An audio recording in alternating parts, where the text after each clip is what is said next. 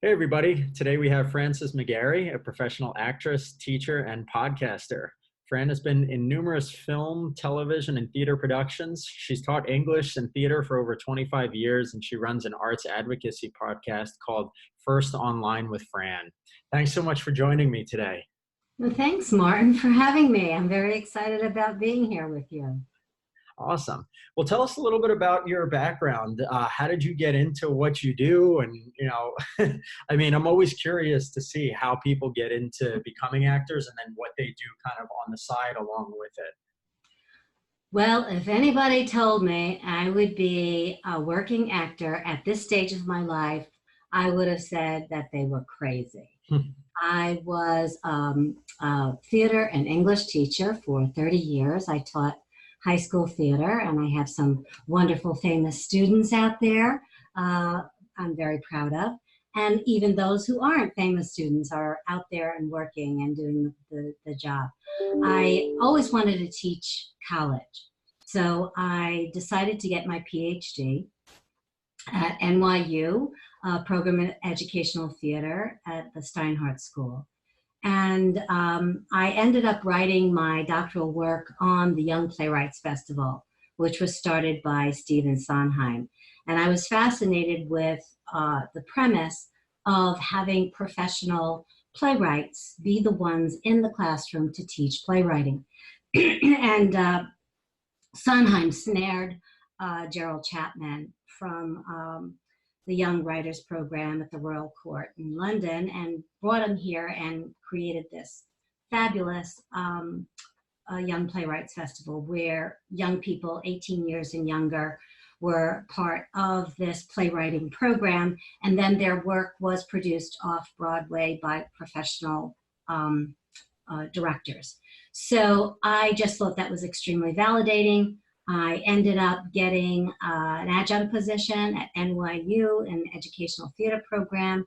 It was wonderful. Then from there, I became an arts administrator for the creative arts team. I was the program director for early learning through the arts. And then my dream job, I got to be director of instruction for the Young Playwrights, Inc. So I got to work with all of these wonderful playwrights who came in to teach playwriting. In fact, Lucas Knapp was one of the playwrights who taught the advanced playwriting workshop. And we've had many successful young playwrights as a result come out of that program. So I ran all of the programs. I was in charge of the workshops that were set up in schools all throughout the New York City, and it was also national. I taught the playwriting curriculum across the United States until one day when funding to the arts were cut. So to salvage the productions, they cut my position. And that was 8 years ago. I was devastated, and I thought, well, I guess I'm going to retire. And that just didn't happen. So I auditioned for an off-Broadway production of the Vagina Monologues, and I've been a working actor ever since, and here I am. Awesome. It's good when you, I mean. It is. It's amazing. It's great to, and I love it. Have something that you do that you love fully. And then when you're sort of ready to retire, you find like, oh, I'm not actually just going to be like sitting around now. You find something that you like maybe just as much or even more. And then you get to kind of. Well, part of being a theater teacher, just being a teacher, of course, but particularly theater teachers are accustomed to doing 20 things at the same time. And it's in my very nature. And as a result of my losing that position, it was probably the best thing that happened to me. And I think that's something important for actors to know, is just when you think that it's like, oh, I that was really supposed to that was meant for me, this is that. And you have to always just stop and look around and say, okay, what's next? And for me, I mean, I didn't know anything about computers. I mean, here I am, Zoom, signing up, doing all of this stuff. So I decided to start an arts advocacy blog. The blog took off. I named it First Online with Fran. And then I started to do some YouTube programs where I feature ordinary people who do extraordinary things in the arts. And my first episode got over 20,000 views. So I'm like, okay, I think I'm onto something here. Yeah. And so in the meantime, I'm auditioning, I'm working, I'm learning the business, I'm taking classes, and last year I learned about podcasting. And I decided I got a professional podcast producer through NYWIF, New York Women in Film and Television. And I produced 2 episodes and doing all the social networking all by myself. There goes my phone. No worries. And sorry. And just with 2 episodes, I have 981 downloads. That's so So cool. it's just been an absolute whirlwind. And, you know, in that arc of my journey, you know, I don't want to sabotage your interview, but the part of this whole journey is to always continue to learn, continue to open up your eyes, and continue to allow the people who are supposed to cross your path to cross your path. And they will. It just happens, but it takes a lot of hard work. And you might want to pick up the segue from there. No, that's a perfect introduction. I mean, the whole purpose of the interviews that I'm doing is to really show how people in this industry can basically create something from nothing, whether it's starting your own podcast and building up your subscriber base and being able to push your acting career forward in the meantime, or it's, you know, not doing anything except fully immersing yourself in acting and start landing like your first Broadway show or whatever it is. I mean, every actor has a goal, and, you know, actors in a sense are freelancers. You know, I mean, you're a freelance kind of business owner, and you can definitely do all kinds of different things, but in my opinion, you have to be like passionate about the things that you're doing. And you don't want to just do something because someone says to do, like, oh, you know, you should get into this, or you should do that. To me, like your First Online with Fran is something that you're really passionate about. You love talking to people in the arts and seeing what's going on and giving them a spotlight. And so I'm actually curious to find out, how did you sort of, you know, use that in a sense to give yourself, we talked about earlier, like fulfillment and joy and everything that allows you to sort of like stay positive amidst the acting world, which can tend to be like negative and like so much rejection and all of that. What are your thoughts on that? So my rule was voiced by Andre DeShields at this year's Tony Awards. And he said there are 3 rules. The first rule is to surround yourself with people whose eyes light up when you walk into the room. And his second rule was, go slow and you'll get there faster. Yes. And his third rule was, when you're at the top of a mountain, you're at the bottom of the next. Mm-hmm. And so those 3 pieces of advice are really a composite of how actors need to enrich their lives. And so in terms of the first rule, to surround yourself with people whose eyes light up when you walk into the room, I reach out to professional organizations. I consider myself a feminist and an activist, and I am a firm believer that if everybody took some kind of art, be it graphic arts, photography, dance, music, whatever the art, it sensitizes the masses and it forces people to consider points of view other than their own. And that's what we do as actors. So that first rule, to surround yourself with people whose eyes light up when you walk into the room, I reach out to professional organizations that share not only my belief in the arts, but also can facilitate networking opportunities for me. For example, I joined the League of Professional Theater Women.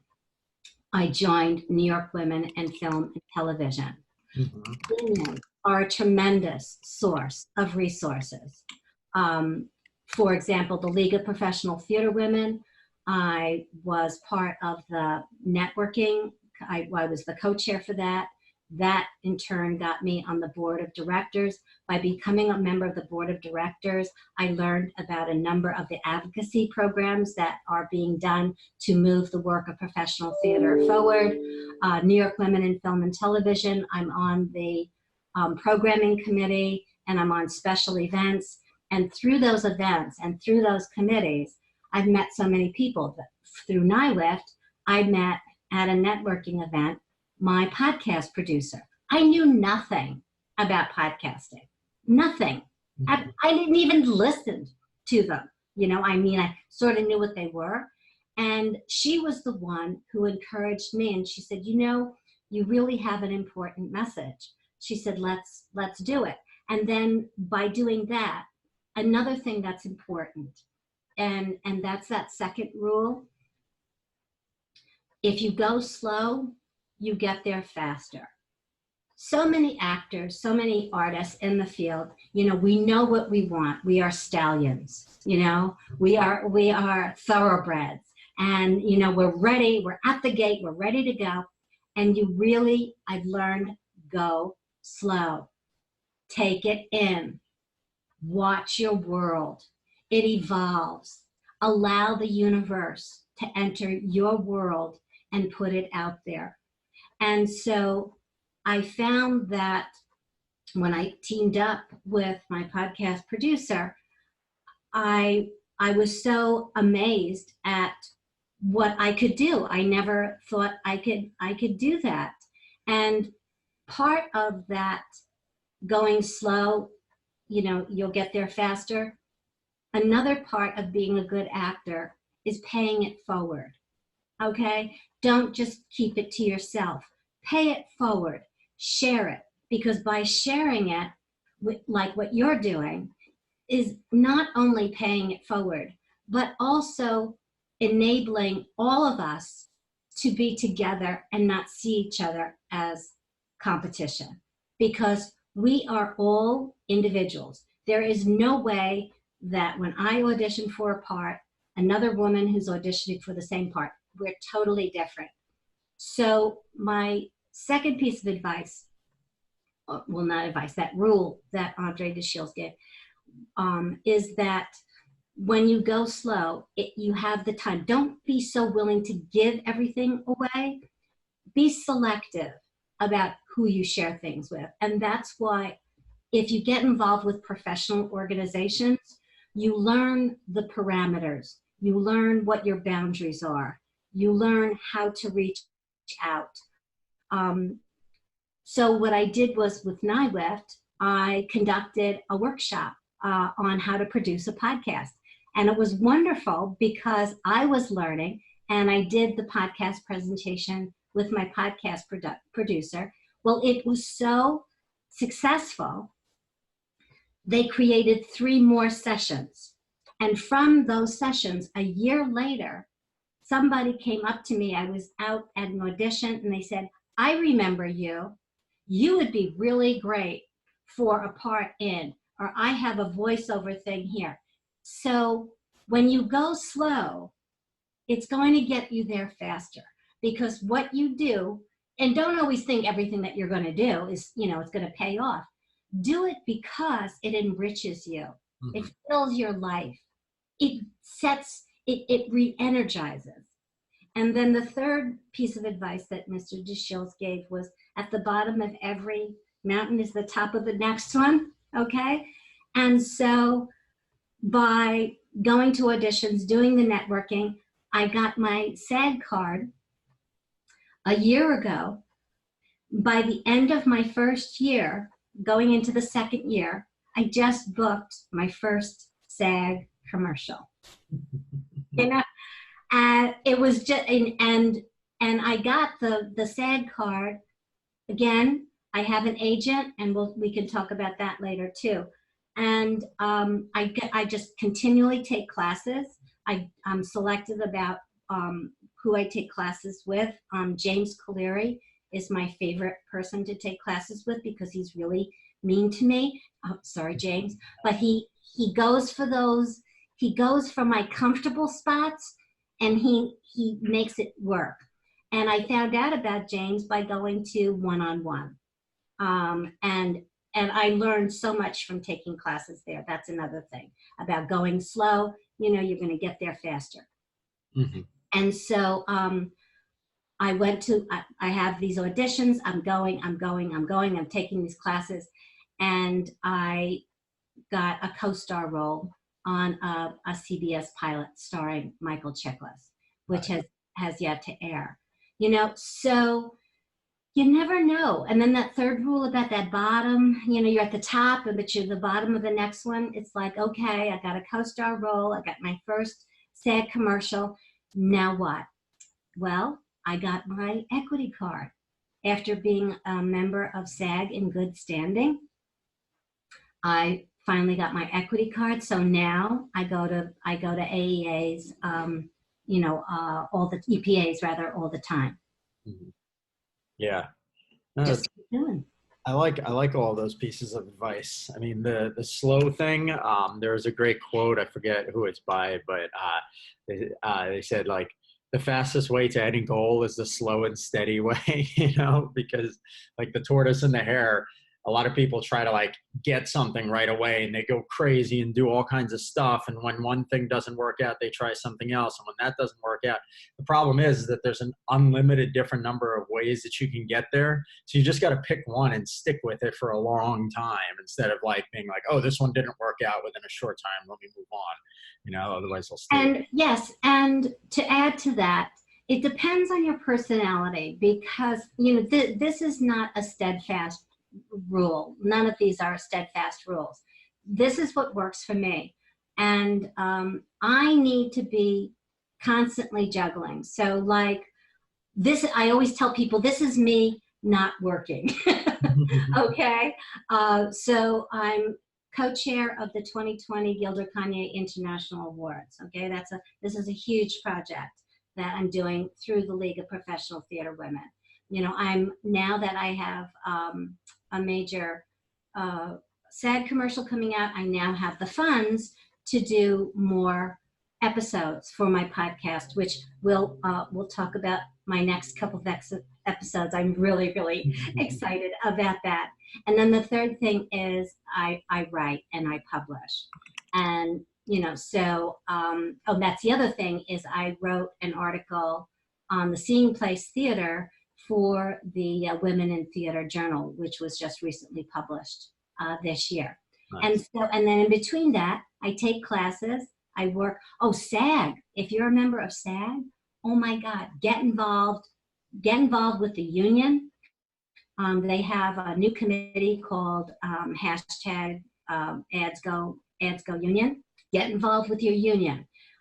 Get involved at SAG. They have all of these classes, free classes and workshops. It's phenomenal. I took an audition class with amazing people, not only the people in the class, but the people who are teaching it. But look into SAG, okay? If you're a SAG member, take the classes. They have a thing called conversations. They're all free. You go to these panels. There's so much to learn and so many opportunities to take advantage of in between your, you know, what we call them gigs. Mm-hmm. And it's just so much fun. It's just fun. Well, it has to be to an extent. If someone doesn't find it fun, then they might not be in the right career.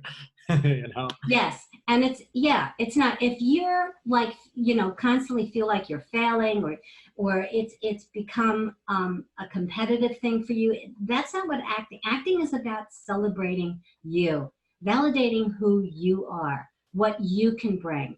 And that was one of your questions, which gave me pause for thought. And you asked about, what are some tips for auditions? And probably the biggest thing, and I'm working on it, I'm constantly working, is just go in there and just be yourself. Just bring what you have and bring that to yourself. And when I do that, I get callbacks. Yeah. It just happened. And I got a co-star role. Who would have, I never thought when I did that audition, it was somebody said, throw it away. Somebody told me one time, throw it away, Francess. You're thinking too much, because I'm intellectual. Scholar, got to think about it. There's nothing to think about. Okay? All you have to think about is like, okay, this is me. This is who I am. And this is what I'm going to bring to the table. And son of a gun, got cast.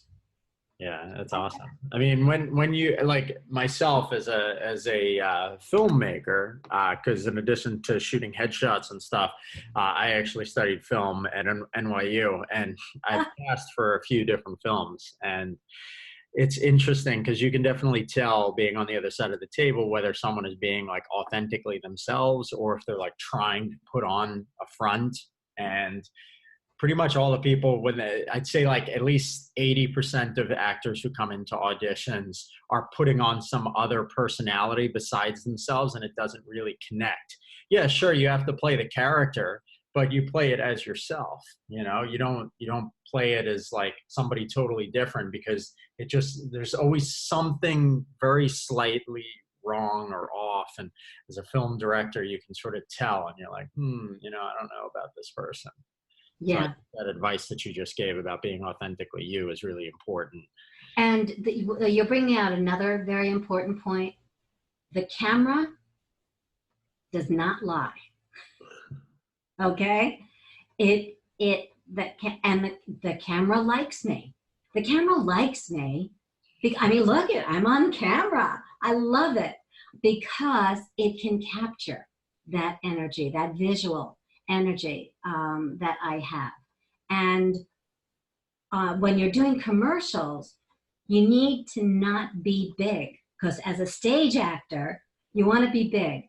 And it took me many classes and many auditions. Just keep going to auditions. And if you can't get auditions, then keep taking classes. Get yourself in front of that camera so that it is your best friend. And you like meeting up with your best friend. And the only way to do that is just by constantly getting in front of that camera and constantly getting out. That's what EPAs. I mean, I can't believe how many wonderful plays there are for women in their 60s. Okay, I'll give you a little thing here. For women of a certain age, it's just so exciting. It's good to know, because there's definitely been a number of actors who I've talked to who, like women in their 40s or early 50s, who are worrying like, oh, there's no opportunities anymore. But you're there to say that there are. So I think that that's powerful. I just and one of your questions was about regiments because we're a business. Mm-hmm. Okay, and you've got to have a business regiment. And what I do is at the start of every week, depending upon my work schedule and what I got juggling going on, but I make sure at least sometime during the week I go to the AEA site, check out the casting, see what's happening on EPAs, which ones I can go to, and work my day around that. I constantly good example. I went to my first EPA. I just got my card May 2nd. I had an audition May 8th. How awesome. Okay. It was for an understudy role to Vanessa Redgrave in The Inheritance. Now, I don't look anything like her, but it's like, okay, they're going to want the redhead. That's how I go in there. They're going to want the redhead. And I did it. I gave it. Rebecca Feldman was the casting director. So I let it go. I just thought it was freaking exciting to get I'm in the room, I love it. And I'm like, did you see Hamilton? I want to be in the room where it happens, the room where it happens, the room where it happens. And I'm in the room. I went home. I just felt good, let it go, because I'm like, there's no way. And one of the regimens that I have is I'm constantly updating my sites. Okay, constantly. You got to at least once a month, go in there and update. So I update my website. I update my First Online with Fran. That's my arts advocacy. I have an IMDb Pro page. So after the audition, I knew I needed to update my IMDb Pro. And who, to my delight, was on my page and looked me up, but casting director Rebecca Feldman. Okay, so there you go. Now, I don't know if anything's going to come to it, but I must have done something for her to take time to look me up on my IMDb. So the next step is etiquette. And this is something that I think many young people, and not to be harsh, but people your age feel so empowered, that they forget where they got to be. You have to follow up. Now, I have an account called Send Out Cards. And I devise and create my own cards. So like when the SAG commercial airs, I already have a draft of the card ready to go with a list of all of the people I contacted. And that is ready to go. And I'm like, guess who's going to be on? I can't say, it's an NDA. I can't say the name of it yet. But it's a big commercial. This is a big deal. And this is what they want to know. You've got to develop relationships. Okay. Sending off an email is fine if that's what they want. Some of them, like, they're okay. But only send them an email when you have something to say. Yes. Okay. I took a class with Elaine Aldaffer. Like, she's the casting director, Playwrights Horizons. I absolutely adore the way she teaches, and I get so much out of her. And she pushes my buttons. She makes me do things that I'm so uncomfortable doing, which is why I love doing it. And I've grown so much through her. And I can email Elaine. She's like, if you're in a show, you're doing something, or we're doing something, you think it's appropriate, write to me. And believe it or not, she does. She gets back to me. But you've got to establish relationships. Mm-hmm. Does that make sense? Yes, absolutely. Is any of this making sense? Yes, it's all, you're saying a lot of really, really powerful and very helpful tips. And everything that you're saying is very, very valuable. So I want to thank you for that. Sometimes I think like, well, of course you know that. Of course it's common sense. I feel like I'm being redundant. It's like, of course everybody knows this. If I know it, then you know it. But yeah, but it's good to remind ourselves of it. But I do have a couple of specific questions that I wrote down while you were talking about stuff. One of them, you had mentioned earlier about the importance of connecting with professional organizations as a way to expand your network and expand the number of people who know about you. And you said that you have a process of sort of like reaching out to these places. So I'm curious, can you elaborate on that and explain if an actor wanted to reach out to a professional organization, how do they do it? Do they just like send an email to somebody? What if they never get a response? What's your process for that? That's a good question. I can't speak for all professional organizations. I will speak for the ones that I'm a member of. For the League of Professional Theater Women, it's a pretty simple way to find out how and if you are eligible. First of all, they can contact me, okay, and I will help them through the process. So anybody who's listening to this, call me, email me. And contact me through my website. All you have to do is go to League of Professional Theater Women and take a look at the page, and there's a membership link, and you click on that and you can find out how to do that. New York Women in Film and Television. And by the way, the League of Professional Theater Women is not only for women. If you are a man out there, we want to have you be part of the organization too, because we are collaborators. We cannot move our agenda forward if we don't have the men who are in the business partner with us. So we have what's called a friend membership. For $50, you get to go to all of the events for free, and you can lend and embolden whatever path you want to make there. New York Women in Film and Television, same thing. Just go to their website. They have, again, a membership link. You will need sponsors and recommendations, but those are probably the two best organizations. If you're a member of SAG, like I said, make sure you get the app on your phone. There are, and go to the website. There's the conservatory program. You pay a whopping $34 to take classes for a whole year. And it's just phenomenal. Did I answer your question? Yeah, absolutely. And I think it's important for actors to keep in mind that, you know, a lot of actors don't have a lot of money laying around, but $50, $34, these amounts are totally worth skipping like a night out at a restaurant or bar or whatever, you know, like not that you're spending all your money there, but skip that and invest some money into these things, because just think about all of the actors who won't make that choice and who will continue to not have the money or not be willing to spend it. And all those actors are the ones who are no longer your competition.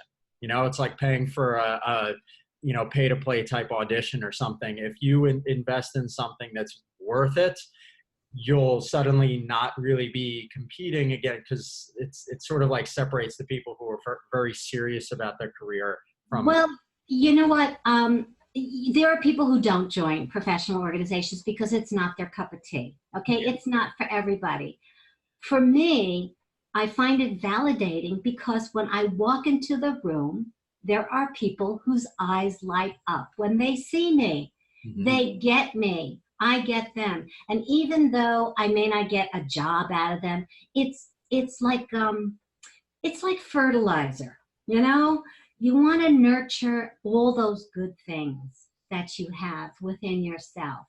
And the best way to do that is have the tools and the resources so that you can regenerate, okay? And make yourself feel good, because there are days, I'm telling you, I'm down. It's like I had 3 callbacks for this one big national commercial. 3 callbacks. And they were different each time. I mean, I busted my butt preparing, you know, memorizing, creating, doing. And right after that, I didn't get, you know, I'm like, all right, how many more times are they going to call me that for this freaking thing? And I had another audition, and I went there and I'm like, all right, fuck, I'll just do it. And that was the co-star role that I cast. Okay. So the organizations doesn't necessarily separate you from other people. Okay. I don't think I want to look at it as, you know, I'm doing something better for me. It really isn't about that. Being an actor, an artist, you have to nurture your instrument. And the way you go about nurturing it is up to you. All I can do is say to you, these are the things that helps me when I'm in my low moments. You know, I can call somebody, or I can go to a night with night out. And it just like reminds you, it's like, okay, these are my people, you know, and they value who I am and what I do. Yeah. I think that's super important to keep in mind. I mean, like you said, there's definitely people who don't like networking events or things like that. I do think that if you haven't tried it before, it's worth it to just experiment with it and push yourself outside of your comfort zone. And there's also something that I've learned recently. There's something to be said about investing in yourself.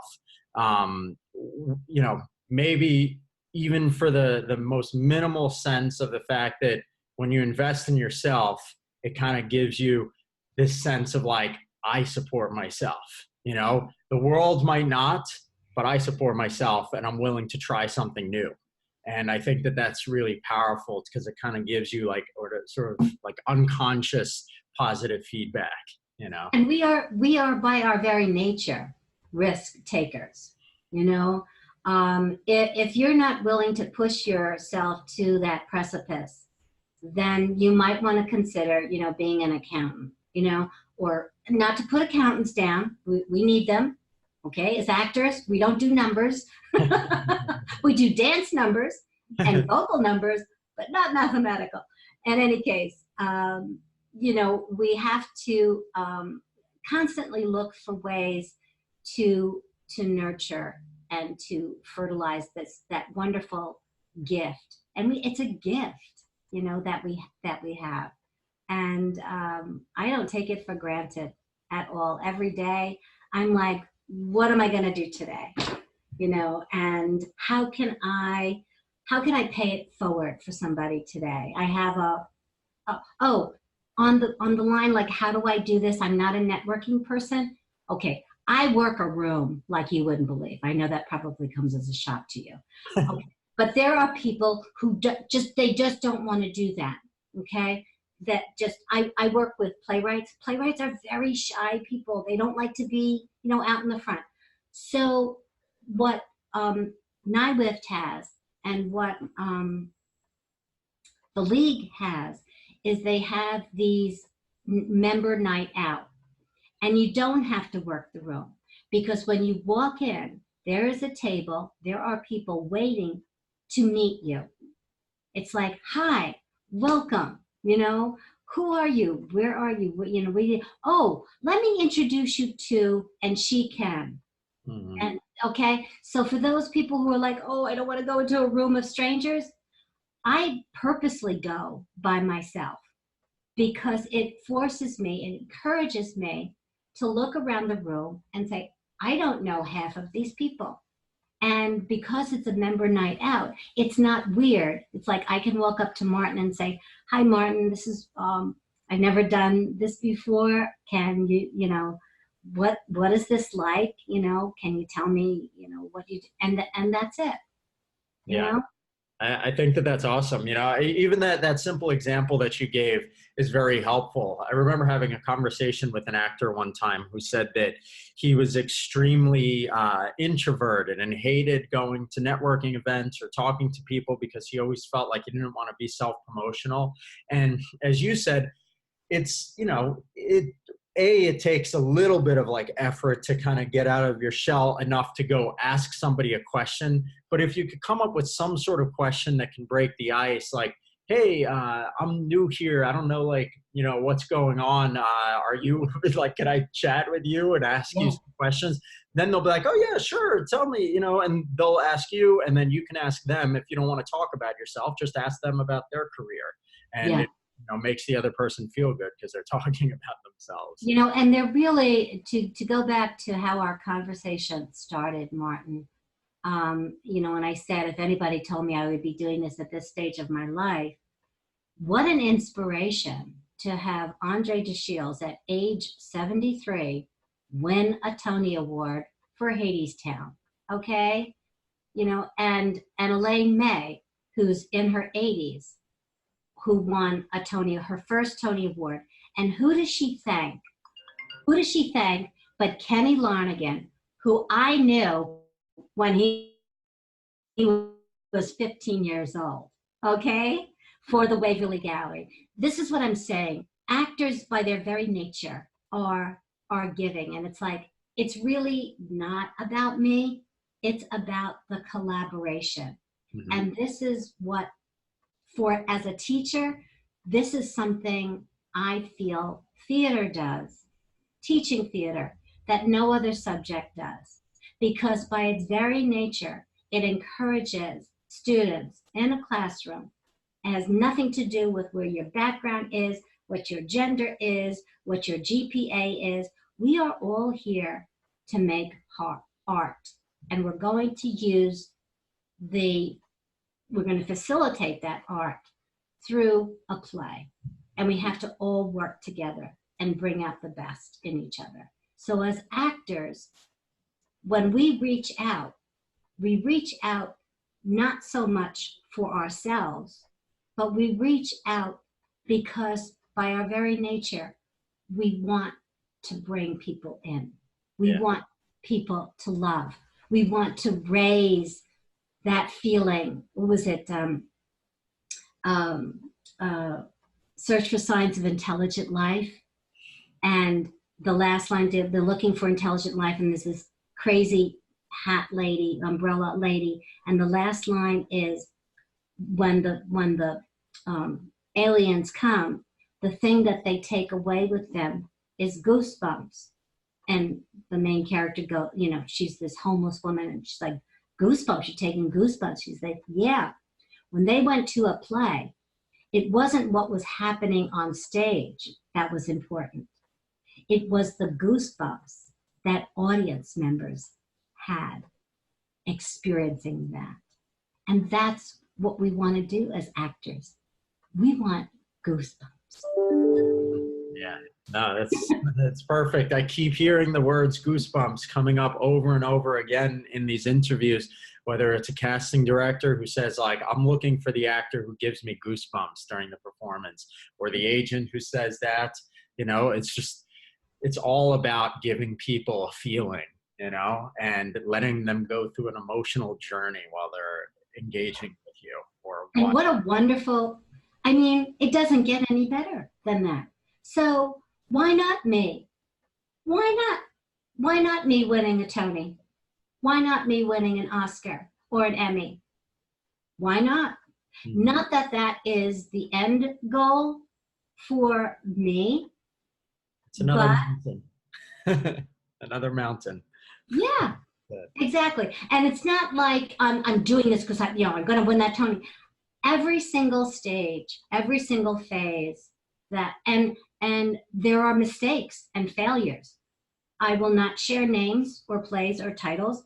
I was in this staged reading. It was the nightmare from hell.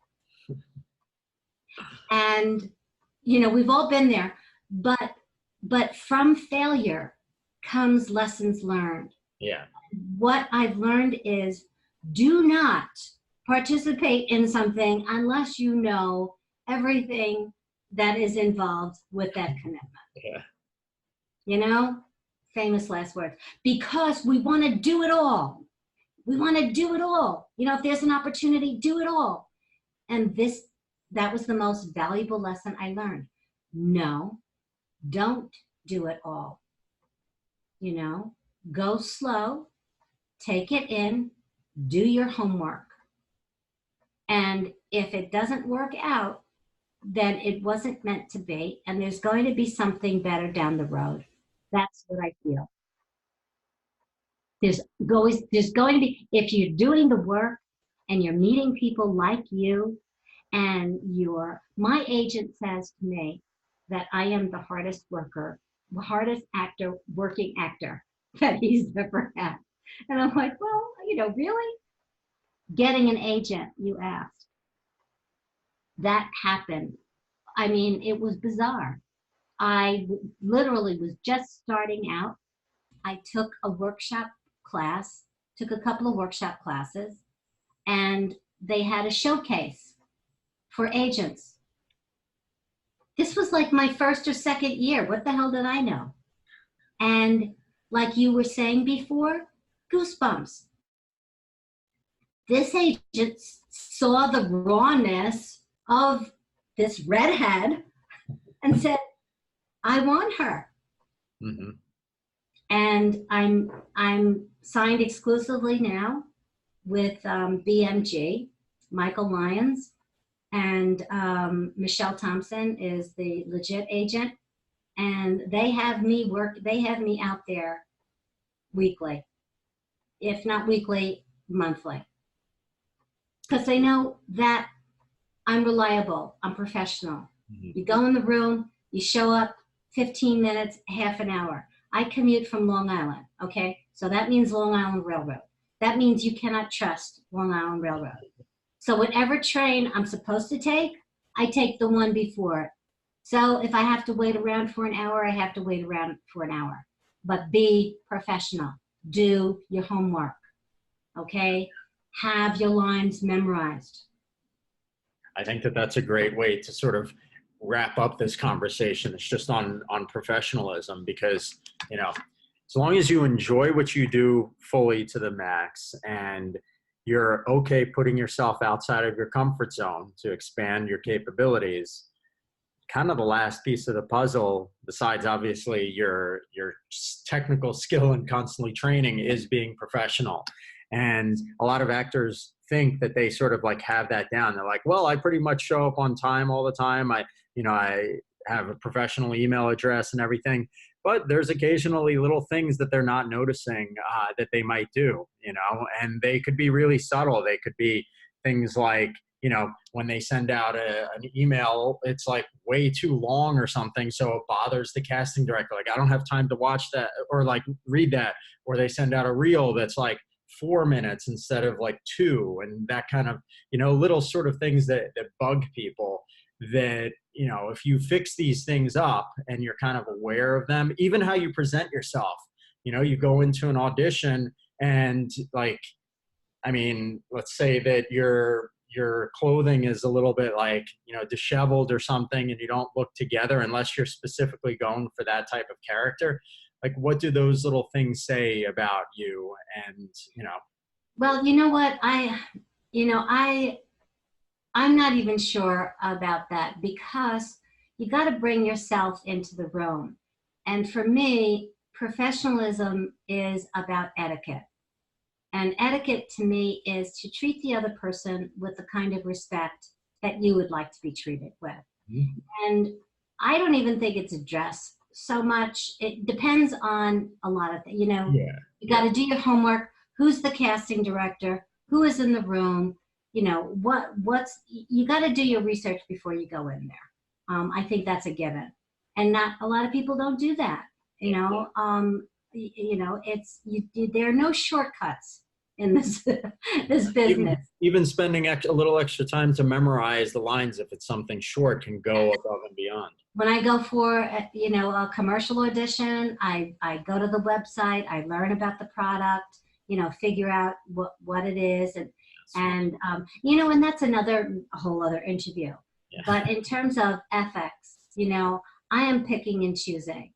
If there are products, if there are messages that do not coincide with my ethical core, I won't do it.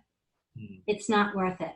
And even if it's a great job, if it's pain, it's like, because you got to look at yourself in the mirror and you got to say, this is me, this is what I believe in, and this is what I'm going to do to move this agenda forward. Mm-hmm. Yeah. Awesome. Well, we kind of came right down to the last minute here. It's pretty much 4 o'clock, but I really, really appreciate your time. This was a fantastic interview. I hope so. Yeah, I think everybody who watches it is going to learn a lot. So yeah, from on behalf of everybody who does watch this, thank you so much for joining me today. Thank you, Martin, for inviting me on your program. And I'd love to hear from your audience, to learn from them what sparks of tidbits that I shared that, I may take for granted, but I would love to hear back from your audience. Absolutely.